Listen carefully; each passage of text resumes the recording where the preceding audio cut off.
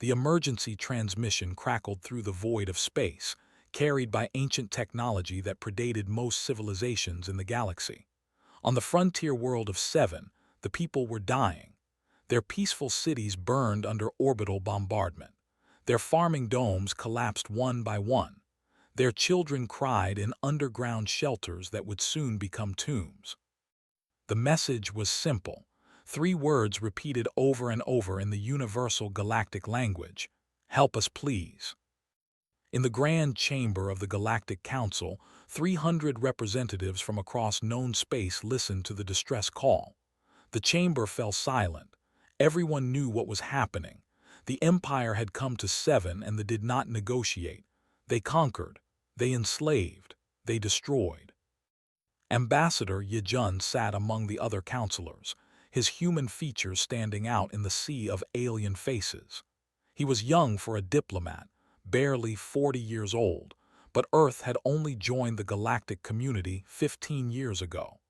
There were not many experienced human ambassadors to choose from. "We must discuss intervention," said the representative, her three eyes blinking in distress. They were neighbors to they understood the danger. "Intervention would mean war with the Empire," countered the ambassador. His scales shifted color to show his anxiety. "The Council has not declared war in 2,000 years." "Then perhaps it is time," Yejun said quietly.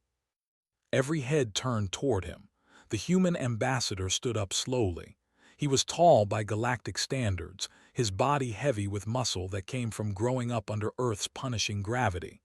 Many species found humans uncomfortable to look at. Too much muscle, too many teeth, eyes that looked forward like a predator. "They are dying right now," Yejun continued. "While we debate and discuss, families are being murdered, children are being orphaned. How many must die before we act?" The ambassador shook his head. "Humans do not understand. The galaxy has rules. The galaxy has order. We cannot simply rush into conflict because our emotions demand it." "My emotions demand justice," Yejun replied. "But my reason also tells me that the Empire will not stop with Seven. They will continue to expand. They will continue to conquer. When will we say enough is enough?" The debate continued for hours. Yejun argued passionately, but he could see the truth in the eyes around him. The council was afraid. They would debate and discuss and form committees, and by the time they made a decision, they would be extinct. He left the chamber in disgust and returned to his quarters.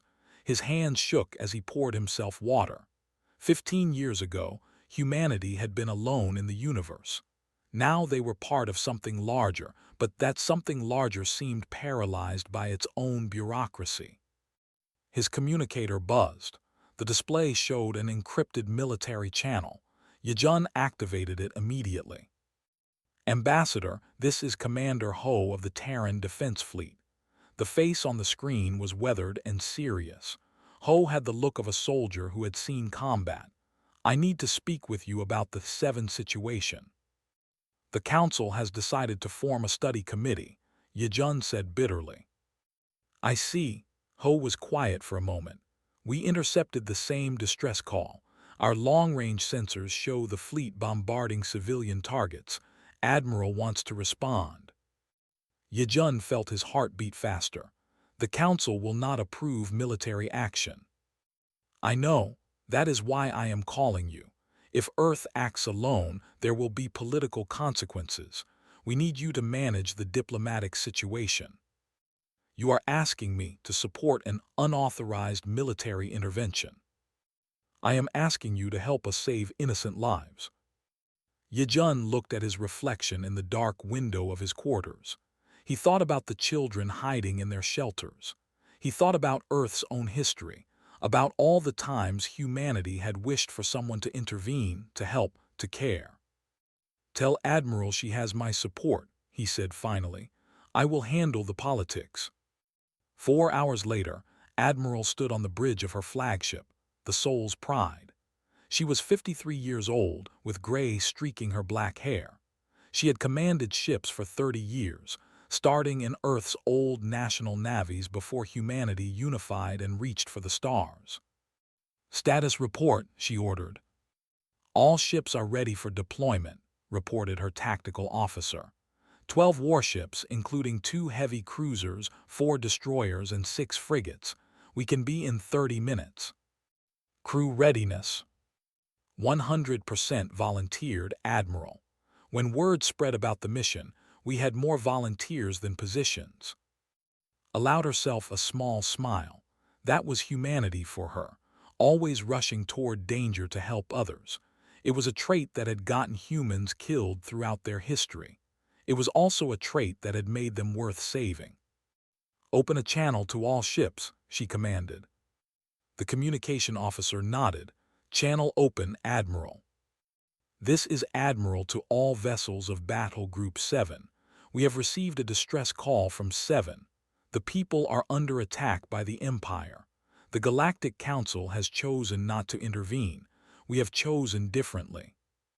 She paused, looking at the faces of her bridge crew. Young and old, male and female, all human, all ready. "What we are about to do may have consequences. The Council may condemn us. Other species may fear us. But I ask you to remember why we are doing this. Because when someone cries for help, humans answer. Because we know what it means to be helpless and afraid. Because we have decided that never again will we stand by while innocents suffer."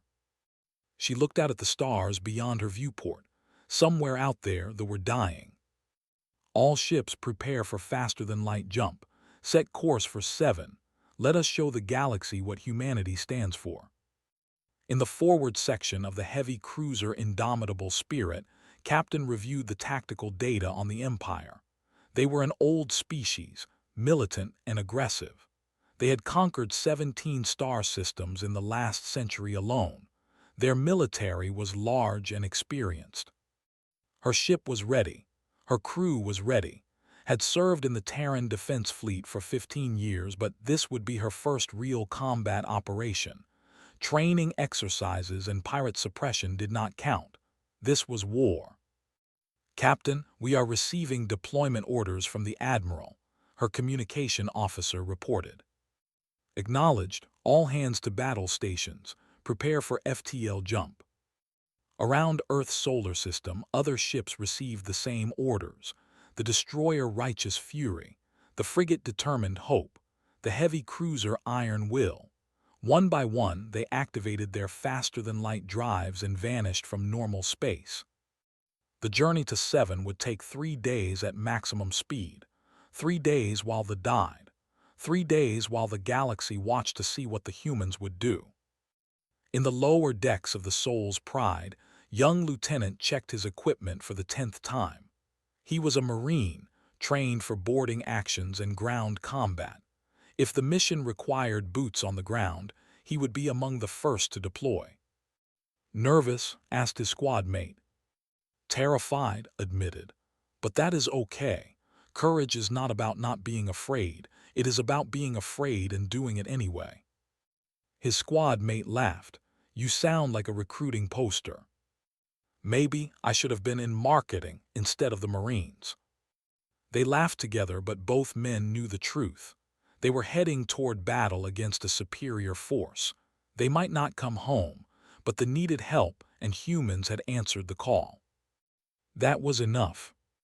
Across the galaxy, on thousands of worlds, other species watched their sensor displays and saw the human fleet racing toward 7.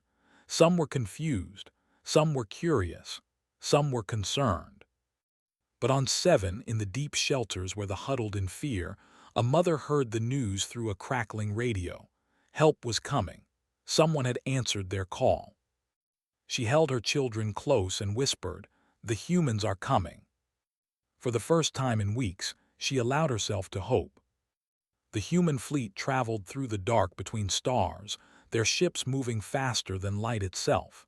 Inside the Indomitable Spirit, the crew went about their duties with calm efficiency. They had trained for this. They were ready.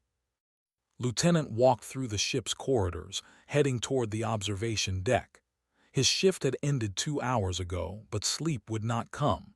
His mind was too active, thinking about the battle ahead. In the observation deck, he found the ship's alien liaison officer. Her name was, and she belonged to a species called the. She looked almost like a large bird with feathers that changed color based on her emotions. Right now, they were a worried shade of blue. "Cannot sleep either?" asked as he sat beside her. Turned her large eyes toward him.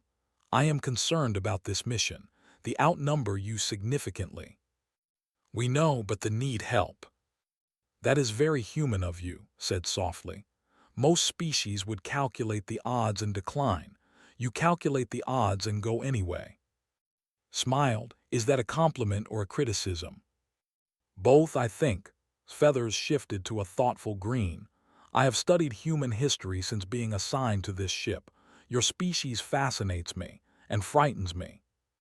"Why frightened?" Was quiet for a moment. "Do you know how your planet is classified in the Galactic database?"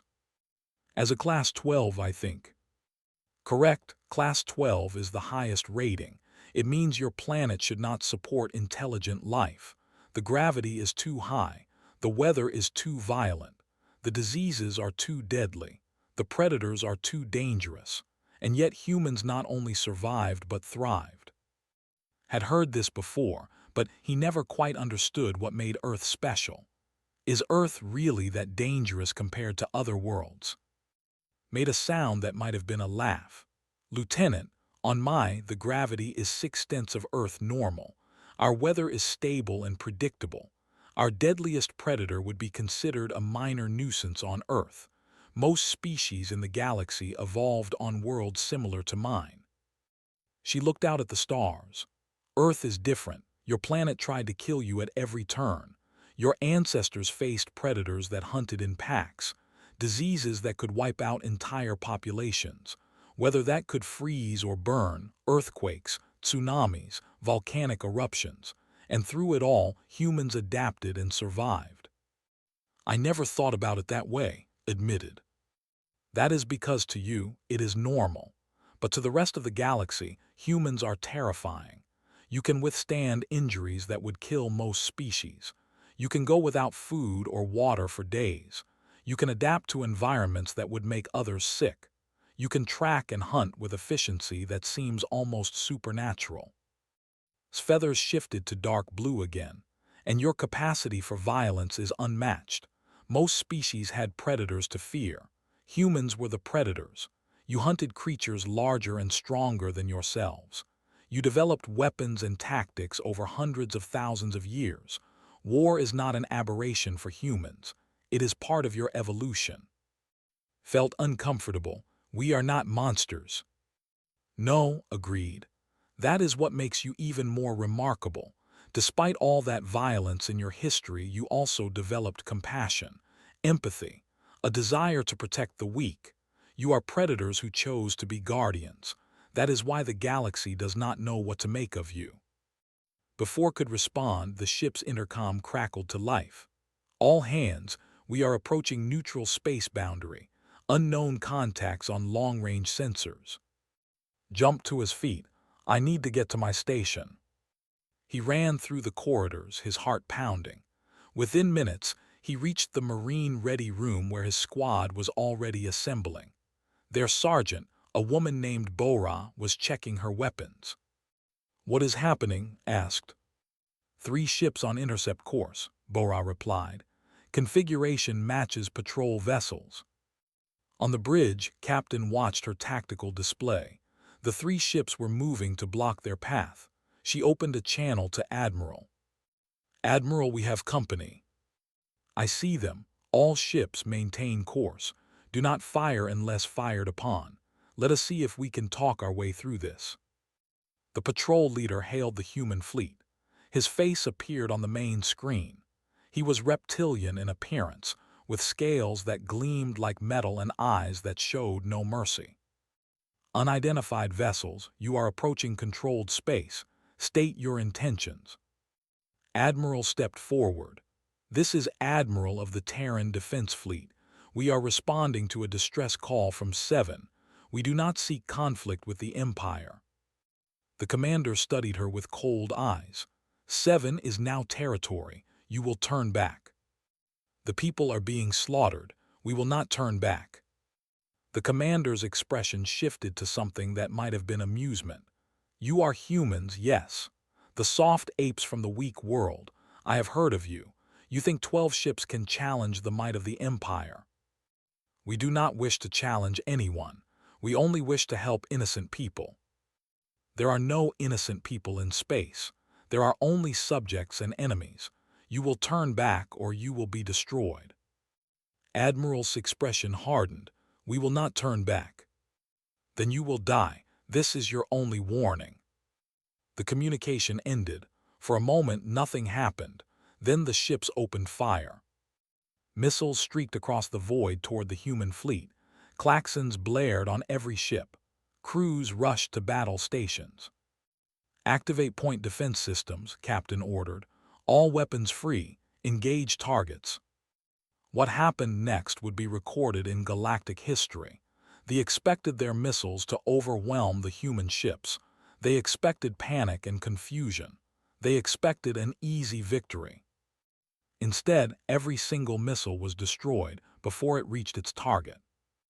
The human point defense systems had been designed for Earth.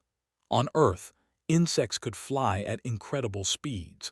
Birds could dive at velocities that broke the sound barrier. Human reflexes had evolved to track fast-moving objects. Human computers had been programmed to handle threats that moved with terrifying quickness. Missiles were fast by galactic standards. By Earth standards, they were almost slow. The commander watched in shock as his first wave of missiles simply ceased to exist. Before he could process what had happened, the human ships returned fire. Were old technology by galactic standards. Most species had moved on to energy weapons and exotic particle beams, but humans loved. They were simple, they were reliable, and they were devastatingly effective. The slugs that erupted from the human ships had been accelerated to a significant fraction of light speed. They hit the vessels with kinetic energy that could crack planets. The armor, designed to deflect energy weapons, simply shattered. The lead ship broke apart in a cascade of explosions. The second ship tried to maneuver away, but human targeting systems tracked it effortlessly. Another salvo of fire, and the second ship was crippled. The third ship turned and ran, broadcasting an emergency message to command. They are coming. We cannot stop them. Nothing can stop them. On the bridge of the Soul's Pride, Admiral watched the fleeing ship disappear on her sensors. She felt no satisfaction in the victory, only sadness that violence had been necessary. Status report, she ordered. All ships reporting 0 damage, Admiral. They failed to penetrate our defenses. What about casualties? None, Admiral. Nodded slowly. Resume course to 7 and send a message to the Galactic Council. Tell them we engaged forces in self-defense. Tell them we are continuing our mission. Across the human fleet, crews processed what had just happened. The battle had lasted 90 seconds. 90 seconds from first shot to the last ship fleeing. It had been almost too easy. Lieutenant found in the observation deck again. The alien's feathers were bright red, a color he had never seen before. What does red mean? He asked. Fear, whispered. I watched the battle. I saw what your weapons did. I understood then what it means that you come from a. We were just defending ourselves. I know, that is what makes it so terrifying. You were not even trying hard. This was routine for you, and you destroyed a patrol like it was nothing. Looked at him with wide eyes. The galaxy is about to learn what humanity is capable of. I am not sure we are ready for that lesson. Far ahead, the Empire received the report from the fleeing patrol ship. Commanders gathered to watch the sensor recordings. They saw the human point defense systems working with impossible precision. They saw the tearing through armor like paper. And they began to understand that they had made a terrible mistake. The humans were not soft apes. They were predators from a world that had tried to kill them for millions of years. They were warriors who had been forged in a crucible of violence and survival. The humans were coming to 7, and nothing would stop them. The human fleet emerged from faster-than-light travel at the edge of the 7 system. What they saw made Admiral's blood run cold. 63 warships surrounded the planet in a blockade formation. On the surface below, cities burned. Orbital strikes continued to rain down on civilian targets. They were being systematically exterminated. "Admiral, we are being hailed by the fleet commander," reported the communication officer. "Put him on screen." The commander was larger than the patrol leader they had encountered. His scales were darker, marked with scars from old battles. His eyes held the confidence of someone who had never lost a fight. "I am war leader of the Empire.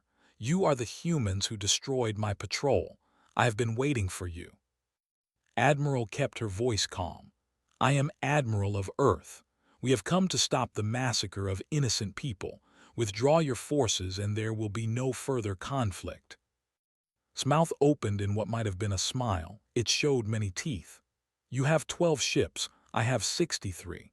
Your courage is admirable, but your tactical situation is hopeless. Leave now and I will allow you to survive. Stay, and you will die with the—" "We are not leaving." "Then you are fools.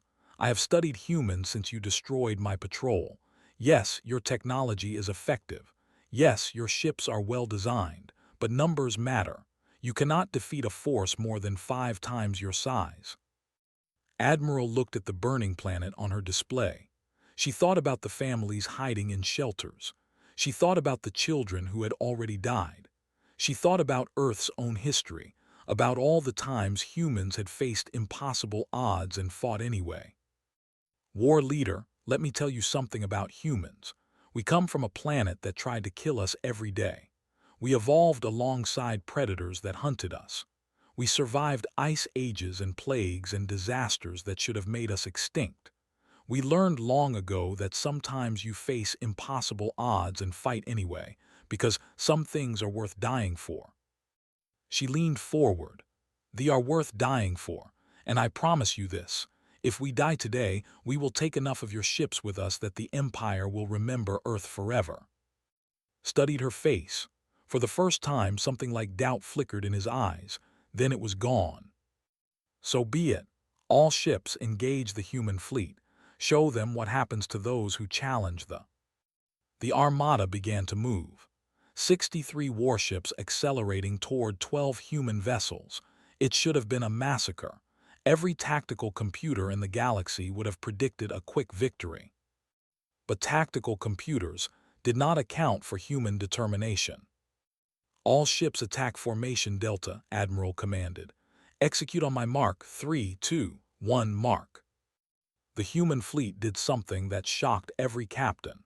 Instead of retreating or trying to maintain distance, they charged directly into the formation.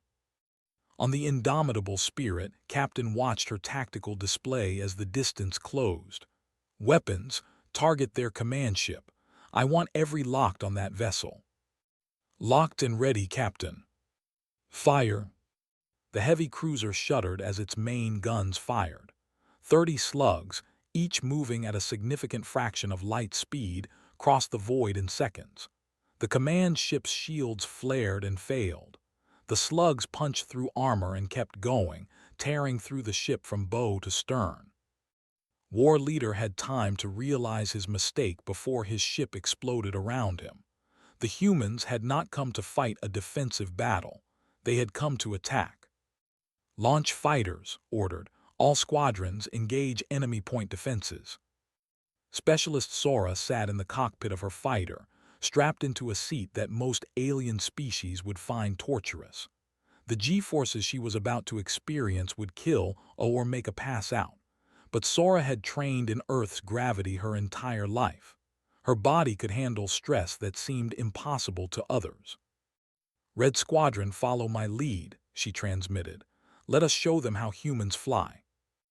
Her fighter accelerated at forces that would have crushed most alien pilots. She twisted and turned in patterns that made gunners struggle to track her. Around her, 11 other human pilots performed maneuvers that galactic understanding of flight dynamics. The human pilots could handle the G-forces because their ancestors had evolved to run down prey across vast distances, because their bodies had been shaped by a million years of survival on a brutal world, because pain and discomfort were things they had learned to ignore in pursuit of their goals. Sora's fighter screamed past a destroyer, her weapons tearing into its point defense systems. Behind her, the destroyer became vulnerable to the fire from human capital ships. "Target destroyed," reported one of her squadron, moving to next target. On the surface of Seven, they watched the battle unfold in orbit. They had never seen anything like it. The human ships moved with a speed and aggression that seemed reckless. The human fighters flew in patterns that looked suicidal, but somehow it was working. The fleet began to break apart under the assault. Ships that had seemed invincible minutes ago now burned in the void. The human tore through armor with devastating efficiency. The human missiles, guided by targeting systems designed to track supersonic Earth predators, never missed. But they had numbers. For every ship destroyed, 2 more moved to engage. The human fleet began to take damage. The destroyer Righteous Fury lost its main engines and had to withdraw. The frigate Determined Hope took a direct hit that killed 14 crew members. War Leader's second-in-command, a veteran named, watched the battle from his ship. He realized something that chilled his blood. The humans were going to win. Against 5-to-1 odds somehow, these were going to win. "All ships concentrate fire on their flagship," he ordered. "Kill their admiral and they will break." 20 ships turned their weapons on the Soul's Pride. Missiles and energy beams converged on Admiral's vessel. "Brace for impact," called out the tactical officer. The Soul's Pride shook under the bombardment. Armor plating boiled away. Internal systems failed, but the ship kept fighting. "Damage report," demanded. "Forward shields down. Hull breaches on decks 7 through 12. Engineering reports main power at 60%. "Can we still fight?" "Yes, Admiral." "Then we keep fighting." But they had realized something. They could not defeat the human fleet in open combat. They needed a different strategy. "Send ground forces to the cities," ordered. "If we cannot beat the humans in space, we will use their compassion against them. We will hold thee as hostages." Within minutes, began to descend towards Seven's surface. They landed near the largest shelters and deployed ground troops. On the indomitable Spirit, Captain watched the movements with growing horror. "They are going after the civilians." Admiral's voice came over the communication channel. "Captain, you have operational command of ground forces. Stop them." "Understood, Admiral." Switched to the Marine channel. "Lieutenant, prepare your teams for immediate deployment. We are going to the surface." In the Marine ready room, and his squad checked their powered armor. The suits were designed to let humans operate in any environment. They could survive underwater, in vacuum, in extreme heat or cold. They made soldiers stronger and faster than any alien. Sergeant Bora looked at her squad. 20 Marines, all volunteers, all ready to fight. "Listen up. They are using civilians as hostages. Our job is to get those civilians to safety. Rules of engagement are simple. Protect the innocent, eliminate threats, show no mercy to those who target the helpless." The ride to the surface was rough. Anti-air weapons tried to shoot them down, but human pilots were too skilled. They weaved through the fire and set down near the largest shelter complex. Was the first out of the. His powered armor made him faster and stronger than any soldier. He moved with the grace of a predator, his weapon tracking targets with deadly precision. They had expected them to be easy prey. They had not expected human Marines. Engineer Yang moved with his squad toward the command post. He carried demolition charges designed to breach the hardest materials. When they reached the fortified entrance, He placed his charges with practiced efficiency. "Fire in the hole," he called out. The explosion tore through the fortifications. Before the smoke cleared, human marines were inside, their weapons firing with deadly accuracy. The soldiers had fought many species. They were experienced warriors, but they had never fought humans in close combat. Humans moved with a speed that seemed impossible. They took hits that should have been fatal and kept fighting.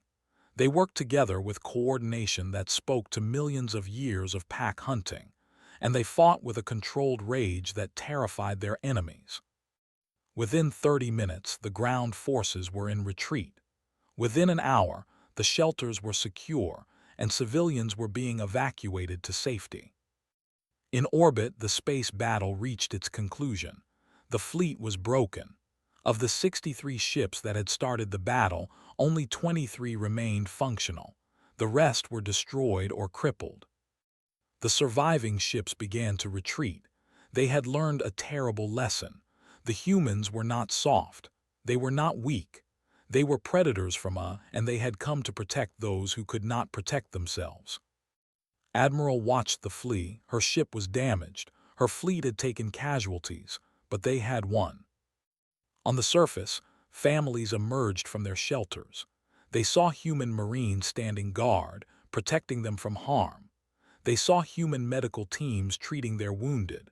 They saw humans who had traveled across the stars to save people they had never met. A young child approached Lieutenant. She looked up at his armored form and said in halting universal language, "Thank you for saving us." Knelt down so he could look her in the eyes. Behind his helmet, tears ran down his face. "You are welcome. No one should suffer alone." The Battle of Seven was over, but its consequences were just beginning. The emergency session of the Galactic Council was unlike any in recent memory. Representatives from 300 worlds crowded into the Great Chamber, their voices raised in argument and debate. At the center of it all stood Ambassador Yejun, facing questions that came from every direction. "You authorized military action without council approval," shouted the representative. His scales had turned angry red. "This is a violation of galactic law." "They were dying," Yejun replied calmly. "We saved them. Is that not the purpose of this council, to protect the weak?" "The purpose of this council is to maintain order and stability," countered a delegate from the collective. "Your actions have created chaos. The Empire is mobilizing their full military force. You have started a war." The representative stood. Her 3 eyes were bright with emotion. "The humans did what we should have done. They answered a cry for help while we debated and discussed. Should we condemn them for having courage?" "Courage without wisdom is recklessness," said the human fleet destroyed 40 warships. Do you understand what that means? They will demand vengeance." Yejun looked around the chamber. He could see the fear in many faces. The galaxy had lived in relative peace for centuries. War was something they preferred to avoid, even if it meant sacrificing the innocent. "Let me tell you about Earth," Yejun said, his voice carrying across the chamber. "For most of our history, humans lived in small tribes. We were weak compared to the predators that hunted us. We should have gone extinct 1,000 times over. But we survived because we learned one important lesson: we are stronger together." He gestured to the assembled representatives. "You have built a great civilization here, 300 species working together in peace. But what good is peace if it means abandoning those who need help? What good is civilization if it has no courage?" "Fine words," said the delegate, "but words will not stop the war fleet. They are mobilizing 300 ships. Your battle group cannot stand against such numbers." "Then perhaps it is time for the council to stand with us," Yejun replied. "Send a joint force. Show that the galaxy will not tolerate their brutality." "We will not risk war for one species," they said flatly. "Humans made this decision. Humans will face the consequences." In deep space, far from the council chambers, an armada assembled. 314 warships, the largest battle fleet the Empire had deployed in a century. At its head was Supreme War Leader, a veteran of 50 campaigns and conqueror of a dozen worlds. He reviewed the intelligence reports on the human fleet with cold calculation. 12 ships had destroyed 63 vessels. The numbers were disturbing, but they could be explained. Surprise, superior technology, tactical innovation, all advantages that could be overcome with sufficient force. The humans fight well, he told his commanders, but they cannot fight 300 ships. We will crush them completely. We will make an example that the galaxy will never forget. His second-in-command hesitated. Supreme War Leader, there are reports that the humans come from a Class 12. Perhaps we should approach with caution. Caution is for the weak, snapped. We have conquered 17 star systems. We will not be intimidated by soft apes who got lucky in one battle. He looked at the assembled fleet with pride. Set course for 7. We will arrive in 4 days. The humans will have nowhere to run. On Earth, in the headquarters of the Terran Defense Fleet, officers gathered around holographic displays showing the mobilization. Intelligence, Officer Sung had intercepted the enemy communications and decoded their plans. The news was grim. 314 ships confirmed, he reported to the assembled commanders. ETA to 7 is 4 days. Admiral's battle group cannot survive such numbers. Fleet Admiral studied the display in silence. He was 70 years old, gray-haired and serious. He had commanded Earth's military forces through the difficult years of first contact with alien civilizations. Now he faced the greatest crisis in human history. "What are our options?" he asked. "We can order Admiral to withdraw," suggested one of the junior officers. "Evacuate what we can and retreat before they arrive." "That would mean abandoning 7, replied. "That would slaughter the remaining population as punishment." "Then we need reinforcements," said Sung. "But we would need to strip defenses from every human colony to match the numbers. It would take weeks to assemble such a fleet." "We do not have weeks, we have 4 days." The room fell silent. Every officer understood the terrible math. They could not assemble enough ships in time.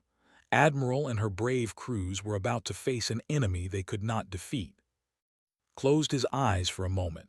He thought about Earth's history, about all the times humans had faced extinction and survived, about the courage of people who had fought impossible battles because some things were worth fighting for.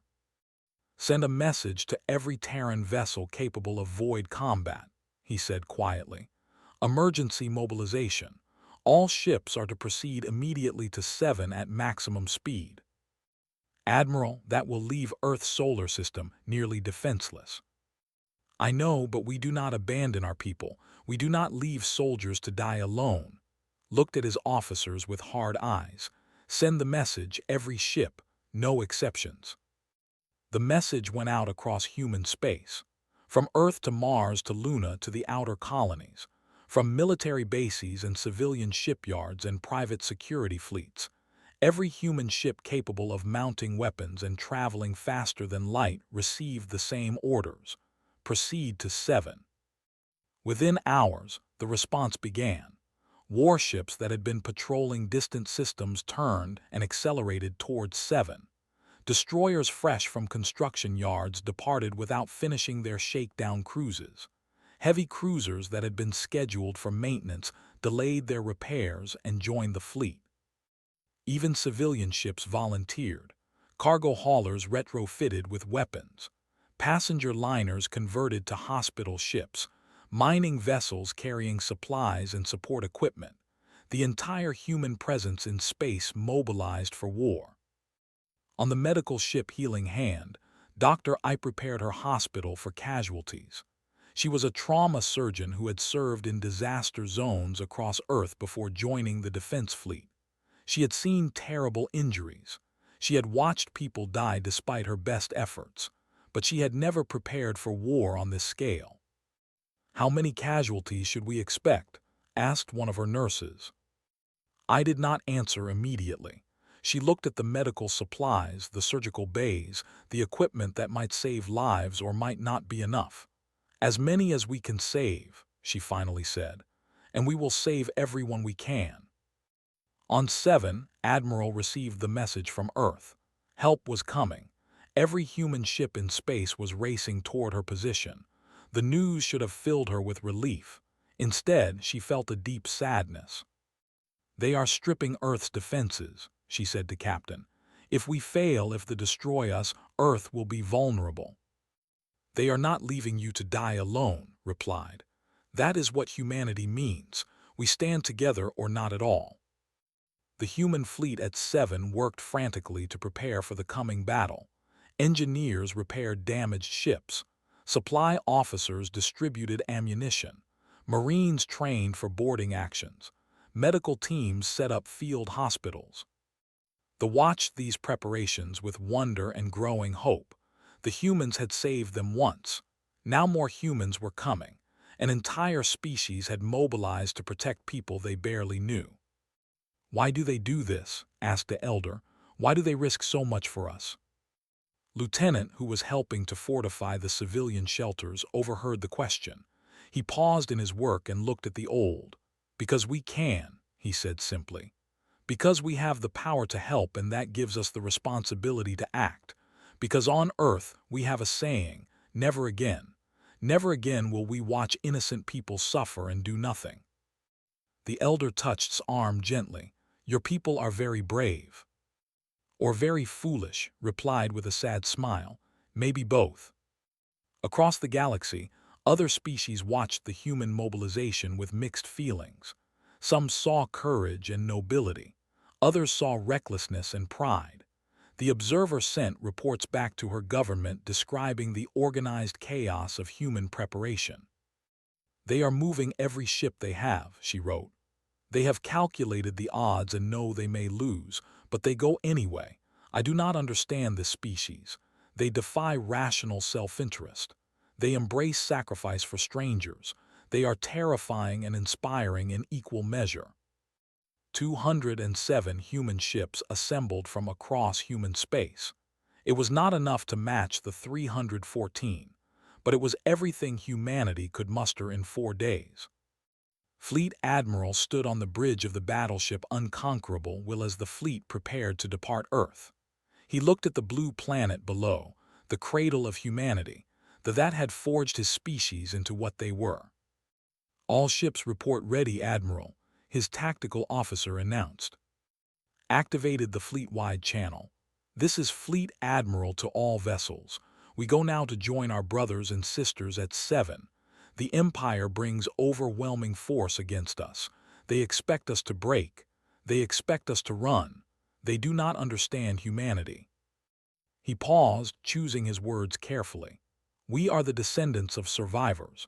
Our ancestors faced extinction 1,000 times and refused to die. They fought ice ages and plagues and predators. They built civilization from nothing. They reached for the stars because they refused to accept limits. His voice grew stronger. Today we carry that legacy forward. Today we show the galaxy what humanity stands for. Not conquest, not domination, but protection, justice. The courage to stand against evil even when the odds are impossible. He looked at the assembled fleet on his display. 207 ships carrying thousands of human souls. The Armada is on the march. Let the galaxy tremble. Let the know fear. We are coming and nothing will stop us. The human fleet jumped to faster-than-light travel, vanishing from normal space. They left Earth's solar system nearly defenseless. They gambled everything on one desperate battle. Behind them on Earth, billions of humans watched and waited. They had sent their defenders into the darkness. Now they could only hope and pray that courage would be enough. In the deep shelters of 7, families gathered around communication devices, listening to news of the approaching fleets. The war machine bringing destruction. The human armada bringing hope. A child asked her mother, "Will the humans win?" The mother held her daughter close. "I do not know, but they are coming anyway. That is what heroes do. War fleet emerged from faster-than-light travel at the edge of the Seven System. 314 warships, the pride of an empire, ready to crush the human defenders and reclaim honor. Supreme War Leader stood on his command bridge, expecting to see 12 battered human vessels desperately trying to evacuate. What he saw instead made him freeze in disbelief. 219 human ships waited in formation. They had not run. They had not hidden. Instead, they had called for reinforcements and now stood ready for battle. "How is this possible?" demanded. "Where did they get so many ships?" His intelligence officer checked the sensor readings multiple times. "Supreme War Leader, it appears they have mobilized their entire fleet. Every human warship in space is here." "Fools," said, though his voice lacked its usual confidence. "They have left there defenseless. After we destroy them here, we will conquer Earth itself." But even as he spoke, doubt gnawed at him. The humans had already proven themselves formidable warriors. Their technology was superior. Their tactics were aggressive. And now they had numbers that almost matched his own fleet. "All ships attack formation," he ordered. "We will show these the true power of the Empire." On the bridge of the Soul's Pride, Admiral watched the fleet begin its approach. Her ship had been repaired as much as possible in 4 days, but scars from the first battle still showed on its hull. Around her, the assembled human armada waited for her command. Fleet Admiral's face appeared on her communication screen. "Admiral, you have operational command of all forces. Show them what Earth's daughters and sons can do." Nodded, she opened a channel to the entire fleet. "All ships, this is Admiral, that have come seeking vengeance. They come with overwhelming force, expecting us to break.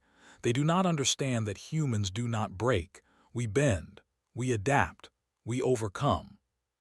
She looked at her tactical display, showing the two fleets moving toward each other. "We fight today not for conquest or glory. We fight for the people who depend on us. We fight for the principle that the strong must protect the weak. We fight because it is right, even when it is hard." Her voice grew harder. "Tactical plan, Omega. All ships execute on my mark. Remember your training, trust your crews, fight with courage. 3, 2, 1, mark." The human fleet split into 3 groups. The first group, led by Admiral, charged directly at the center. The second group, commanded by Captain, swept around the left flank. The third group, under Fleet Admiral, targeted the right. It was a classic Earth military tactic, used in battles for thousands of years. The hammer and anvil, the pincer movement, simple in concept but requiring perfect coordination to execute. Tactical Officer Jinwoo coordinated the fleet movements from his station on the Soul's Pride.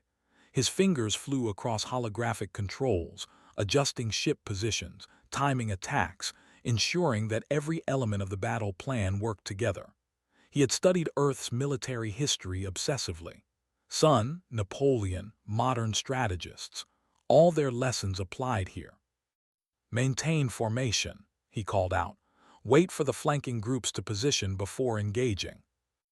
Navigator Jin pushed her ship's faster-than-light drive beyond recommended limits, making micro-jumps that brought human vessels into optimal firing positions.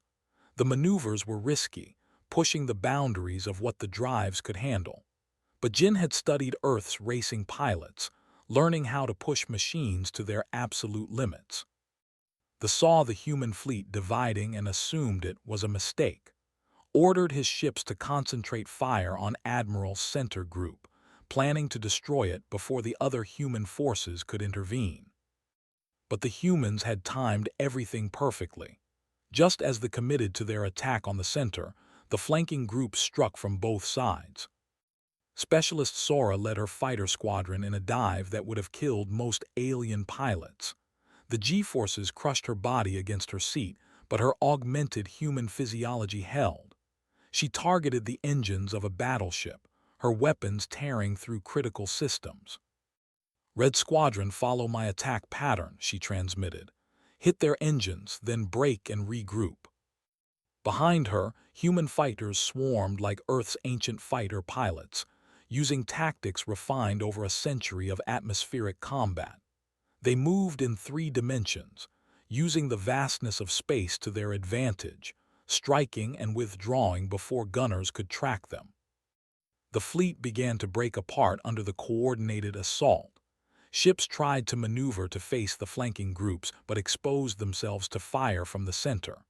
When they turned to engage the center, the flanking groups hammered their unprotected sides. On his command ship, watched his tactical display with growing horror. His numerical advantage was meaningless. The humans fought with coordination that seemed telepathic. Their captains anticipated each other's moves. Their ships worked together like parts of a single organism. "This is impossible," he muttered. "No species fights with such unity." His intelligence officer had found the answer in human databases. Supreme war leader, humans evolved as pack hunters. They developed complex social structures over millions of years. They coordinate naturally. It is part of their biology. Felt cold fear for the first time in his long military career. The humans were not just technologically superior. They were biologically designed for exactly this kind of warfare. "All ships fall back to defensive formation," he ordered. But it was too late. The human fleet pressed their advantage. Captain's group had broken through the left flank and was now attacking from behind. Ships found themselves caught between multiple human forces, unable to concentrate their fire effectively. On the medical ship Healing Hand, I worked frantically to save wounded crew members. Casualties were coming in from ships that had taken hits, burns, decompression injuries, shrapnel wounds. She moved from patient to patient, her hands steady despite the chaos around her. "Doctor, we have a critical case from the Righteous Fury," called one of her nurses. "Multiple organ damage." I rushed to the surgical bay.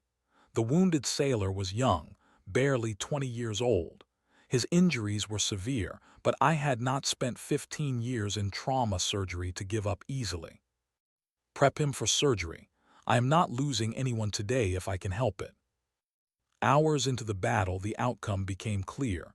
The fleet was breaking. They had lost nearly 100 ships. Their formation was shattered. Their morale was collapsing. Watched his proud armada falling apart and knew he had been defeated. Not by superior numbers, not by better weapons alone, but by an enemy that fought with a unity and determination he had never encountered. "Communications, open a channel to the human fleet," he said quietly. Admiral's face appeared on his screen. She looked tired but unbowed. "War leader. I wish to discuss terms of surrender." Silence on the bridge. Even looked surprised. The Empire had not surrendered in living memory. "What terms do you propose?" asked. "We will withdraw from 7. We will pay reparations to the people. We will return all territory seized in the last 10 years. Paused, his pride warring with reality. "In exchange, you will allow my remaining ships to withdraw with honor." Considered, she could press the attack. She could destroy the remaining vessels, but more people would die. More families would lose sons and daughters. "Your terms are acceptable. Withdraw your forces immediately. Any ship that approaches 7 again will be destroyed without warning." Nodded slowly. "Understood. I have one question, Admiral. How did you do this? We outnumbered you. We have fought wars for centuries. How did you defeat us so completely?" Was quiet for a moment. "Because we had to. Because innocent people depended on us. Because on Earth, we learned long ago that sometimes the only way to survive is to stand together, no matter the cost." The fleet began its withdrawal. Of the 314 ships that had arrived, only 203 departed. The rest were destroyed or too damaged to move. The human fleet watched them go. There was no celebration. Too many had died on both sides, but relief swept through the ships. They had won. Against impossible odds, they had won. On the surface of 7, they emerged from their shelters to see human ships still in orbit, still protecting them. Families that had been preparing to die instead began to rebuild their lives.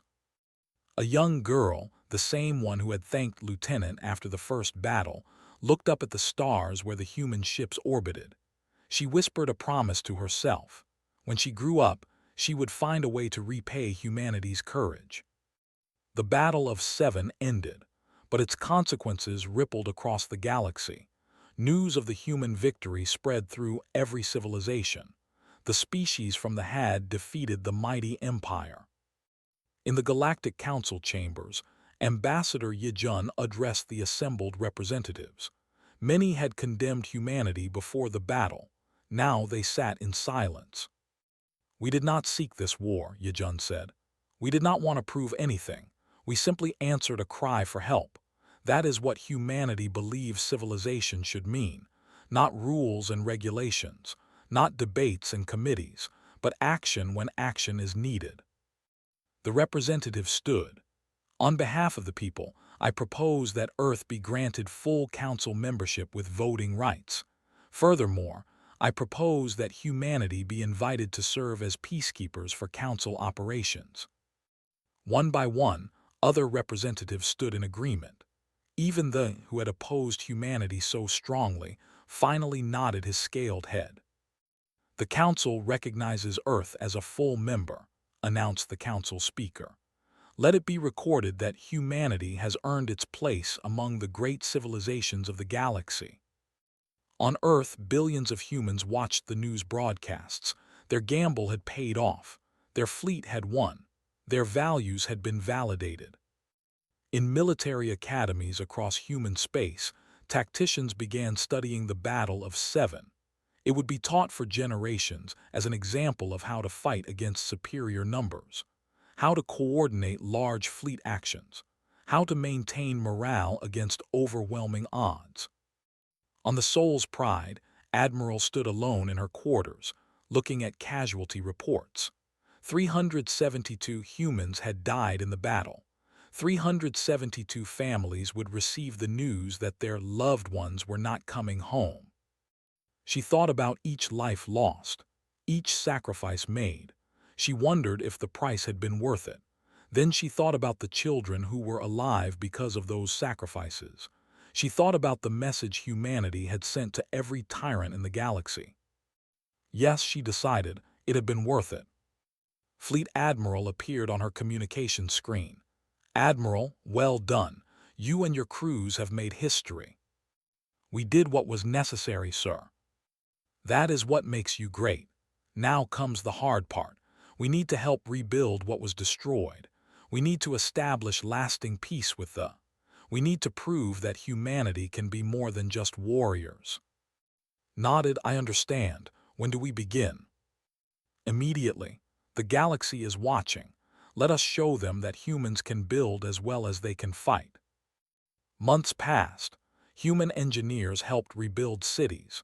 Human diplomats negotiated treaties with the Empire. Human medical teams treated wounded on both sides of the conflict. Slowly, the galaxy began to understand what humanity truly represented.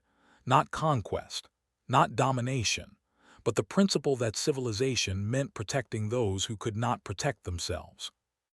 Lieutenant remained on Seven for 6 months, helping to train a defense force. On his last day, the young girl found him again. She was taller now, stronger, more confident. "I want to be like you when I grow up," she told him. "I want to protect people who need help." Smiled. "Then you already understand what it means to be a hero. It is not about being strong. It is about using your strength for others." Years later, historians would point to the Battle of Seven as the moment humanity truly became a galactic power, not through conquest or intimidation, but through courage and sacrifice. The Armada had marched to war, and they had shown the galaxy that the strongest weapons were not or missiles. They were compassion, determination, and the willingness to stand against evil even when victory seemed impossible. On Earth, in a small memorial garden, 372 names were carved into black stone. Beneath them, a simple inscription. They heard the call for help. They answered. They did not return. But because of them, the innocent survived. Remember their courage, honor their sacrifice. Never forget that humanity's greatest strength is our willingness to stand for others. And across the galaxy, on thousands of worlds, people looked to the stars and knew, if they ever needed help, the humans would come. They would march, and nothing would stop them.